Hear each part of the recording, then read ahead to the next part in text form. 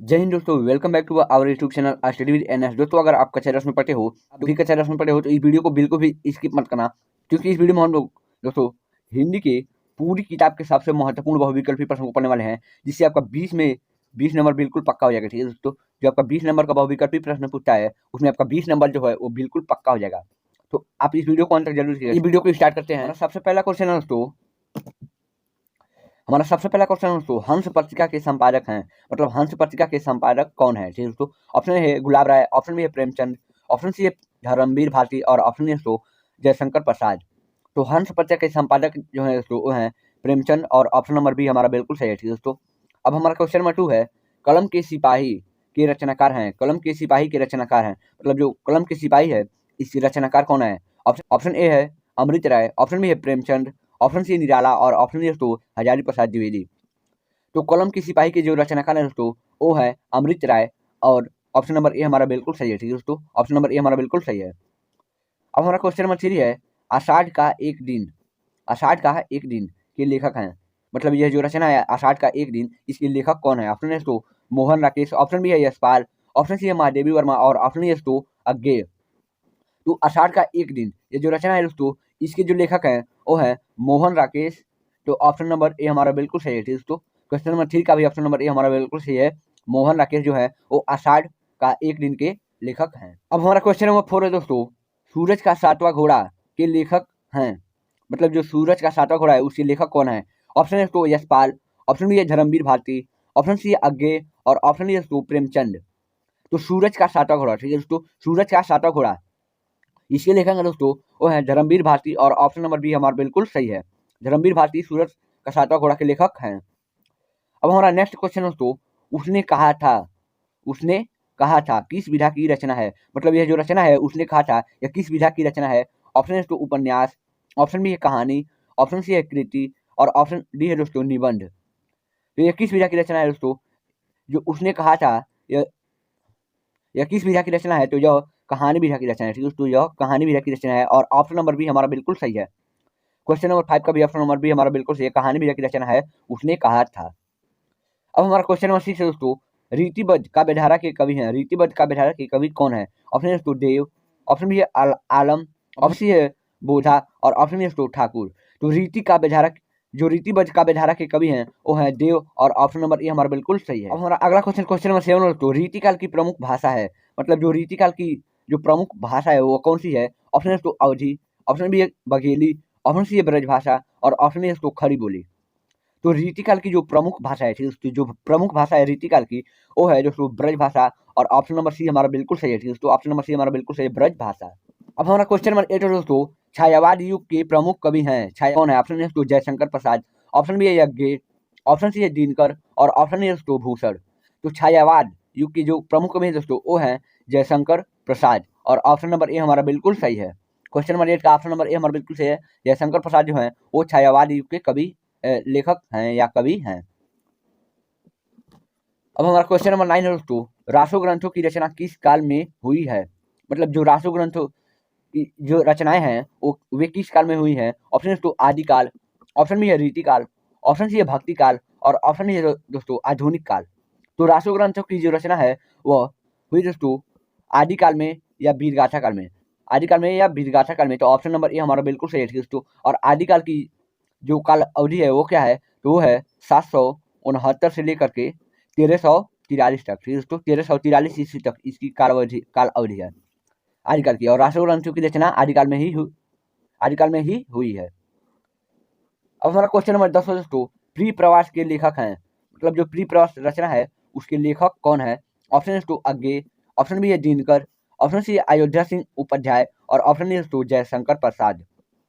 तो प्री प्रवास जो प्री प्रवास के लेखक दोस्तों वो है अयोध्या सिंह उपाध्याय और क्वेश्चन नंबर 10 का ऑप्शन नंबर सी हमारा बिल्कुल सही है। ठीक है दोस्तों, अयोध्या सिंह उपाध्याय हो जो है वो प्री प्रवास के लेखक हैं।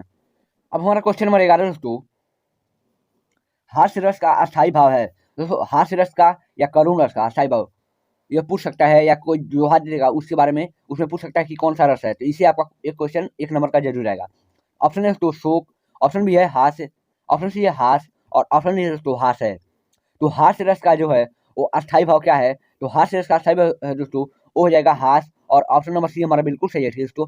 और अगर करुण रस आशाइबा पूछ रहे तो हो जाएगा शोक, ठीक है दोस्तों। अगर करुण रस आशाइबा पूछ रहे तो हो जाएगा शोक, लेकिन यहाँ पर हास्य रस का पूछा है तो हमारा हास्य, साथ ऑप्शन नंबर सी हमारा बिल्कुल सही है। अब हमारा क्वेश्चन नंबर 12 है दोस्तों, चरण कमल बंदो हरिराई। चरण कमल बंदो हरिराई में अलंकार है, मतलब इस पंक्ति में कौन सा अलंकार है? ऑप्शन है तो उपमा, ऑप्शन बी है उत्प्रेक्षा, ऑप्शन सी है रूपक और ऑप्शन है तो श्लेष। तो चरण कमल बंदो हरिराई, यहाँ पर भेद रहित अपमान किया जा रहा है, ठीक है। तो यहाँ पर हो जाएगा रूपक अलंकार, तो ऑप्शन नंबर सी हमारा बिल्कुल सही है, ठीक है। तो क्वेश्चन नंबर 12 का ऑप्शन नंबर सी हमारा बिल्कुल सही है, चरण कमल बंदो हरिराई में रूपक अलंकार है। अब हमारा अगला क्वेश्चन, क्वेश्चन नंबर 13 दोस्तों, सुरठा के पहले व तीसरे चरण में मात्राओं की संख्या होती है, मतलब जो सुरठा है उसे पहले और तीसरे, ठीक है, तो पहले और तीसरे चरण में कितने कितने मात्राएं होती हैं? ऑप्शन है तो 11 मात्रा, ऑप्शन बी है दोस्तों 16 मात्रा, ऑप्शन सी है 24 मात्रा और ऑप्शन है दोस्तों 13 मात्रा। तो सुरठा के पहले व जो तीसरे चरण में मात्राएं होती हैं वो होती है दोस्तों 13 मात्राएं और ऑप्शन नंबर डी हमारा बिल्कुल सही है, ठीक है दोस्तों।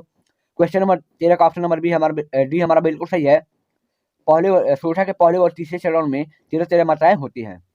अब हमारा क्वेश्चन नंबर 14 है दोस्तों, सहमति में उपसर्ग है, ठीक है दोस्तों। ऑप्शन है दोस्तों मति, ऑप्शन बी है सह, ऑप्शन सी है सह और ऑप्शन डी है दोस्तों सहम। तो सहमति में उपसर्ग पूछा है, ठीक है। तो उपसर्ग का मतलब क्या हुआ दोस्तों? आगे। उपसर्ग का मतलब क्या हुआ? आगे। तो यहाँ पर आगे क्या है? स। तो यहाँ पर हो जाएगा स। ऑप्शन नंबर सी हमारा बिल्कुल सही है, ठीक है दोस्तों। ऑप्शन नंबर सी हमारा बिल्कुल सही है, सह। अब हमारा अगला क्वेश्चन, क्वेश्चन नंबर 15 है दोस्तों, त्रिभुज में समास है, मतलब जो त्रिभुज शब्द है इसमें कौन सा समास है? ऑप्शन ए है द्वंद्व, ऑप्शन बी है द्विग समास, ऑप्शन सी अव्यय भाव समास और ऑप्शन डी दोस्तों बहुब्रीहि समास। तो जहाँ भी आपको ऐसे करके दे दे चौराहा या त्रिभुज या तिराहा, तो यहाँ पर 4, 3 या कुछ आ रहे हैं वर्ड, तो यहाँ पर हो जाएगा दोस्तों, जहाँ भी ऐसा होगा तो आप वहाँ पर द्विग समास लगाइएगा और ऑप्शन नंबर बी हमारा बिल्कुल सही है, दोस्तों। द्विग समास हो जाएगा, त्रिभुज में द्विग समास है तो ऑप्शन नंबर बी हमारा बिल्कुल सही है। अब हमारा क्वेश्चन नंबर 16 है दोस्तों, कमल का पर्यायवाची है, जो कमल शब्द है इसमें इसका पर्यायवाची क्या है? ऑप्शन है दोस्तों नीरज, ऑप्शन बी है वारिज, ऑप्शन सी है अंबुज और ऑप्शन है दोस्तों नीर। तो कमल का पर्यायवाची क्या है दोस्तों? कमल का पर्यायवाची है दोस्तों इनमें से नीरज है, तो ऑप्शन नंबर ए हमारा बिल्कुल सही है, ठीक है दोस्तों। ऑप्शन नंबर ए हमारा बिल्कुल सही है। अब हमारा क्वेश्चन नंबर 17 है दोस्तों, तव में विभक्ति व वचन है, मतलब जो तव शब्द है, मतलब जो तव शब्द है इसमें कौन सी विभक्ति और कौन सा वचन है? ऑप्शन है दोस्तों चतुर्थी विभक्ति एक वचन, ऑप्शन है दोस्तों पंचम विभक्ति द्विवचन, ऑप्शन सी है दोस्तों षष्ठी विभक्ति एक वचन और ऑप्शन है दोस्तों सप्तम विभक्ति बहुवचन। तो तव शब्द है दोस्तों इसमें जो विभक्ति है वो है षष्ठी विभक्ति और वचन है वो है एक वचन, तो ऑप्शन नंबर सी हमारा बिल्कुल सही हो जाएगा। अब हमारा क्वेश्चन नंबर 18 दोस्तों, संदेहवाचक वाक्य है, मतलब इनमें से संदेहवाचक वाक्य कौन है? ऑप्शन है दोस्तों चलिए संगम घूम आते हैं, ऑप्शन बी है सभी छात्र आज कक्षा में होंगे, ऑप्शन सी है दर्जी से कपड़े लेते आना और ऑप्शन डी दोस्तों तारों में करंट है, तारों में करंट है। इनमें से संदेहवाचक कौन सा वाक्य है? ठीक है दोस्तों, यहाँ पर सही से पढ़िए, सभी छात्र आज कक्षा में होंगे, यहाँ पर आशा की जा रही है, ठीक है दोस्तों। तो यहाँ पर यह संदेहवाचक वाक्य हो जाएगा, तो ऑप्शन नंबर बी हमारा बिल्कुल सही है, ठीक है दोस्तों। ऑप्शन नंबर बी हमारा बिल्कुल सही है। अब हमारा क्वेश्चन नंबर 19 है दोस्तों, कर्मवाच्य का प्रयोग नहीं होता है, मतलब कर्मवाच्य का प्रयोग कहाँ नहीं होता है? ऑप्शन ए है जहाँ कर्ता अज्ञात होता है, ऑप्शन बी है जहाँ उद्देश्य कर्ता को प्रकट न करे, ऑप्शन सी है जहाँ इच्छा सहमति अनुमति प्रकट हो और ऑप्शन डी है इनमें से कोई नहीं। तो कर्मवाच्य का प्रयोग कहाँ पर नहीं होता है दोस्तों? वहाँ पर नहीं होता है जहाँ पर इच्छा सहमति और अनुमति प्रकट हो, जहाँ इच्छा सहमति और अनुमति प्रकट हो वहाँ पर कर्मवाच्य का प्रयोग नहीं होता है, तो ऑप्शन नंबर सी हमारा बिल्कुल सही है। अब हमारा अंतिम क्वेश्चन है दोस्तों, सुहाग शब्द का तत्सम शब्द है, मतलब सुहाग शब्द का तत्सम शब्द क्या है? ऑप्शन है दोस्तों स्वामी, ऑप्शन बी है सुहागा, ऑप्शन सी है सौभाग्य और ऑप्शन है दोस्तों दुर्भाग्य। तो सुहाग शब्द का जो तत्सम शब्द हो जाएगा दोस्तों वो हो जाएगा सौभाग्य और ऑप्शन नंबर सी हमारा बिल्कुल सही है दोस्तों। क्वेश्चन नंबर 20 का ऑप्शन नंबर सी हमारा बिल्कुल सही है, सौभाग्य।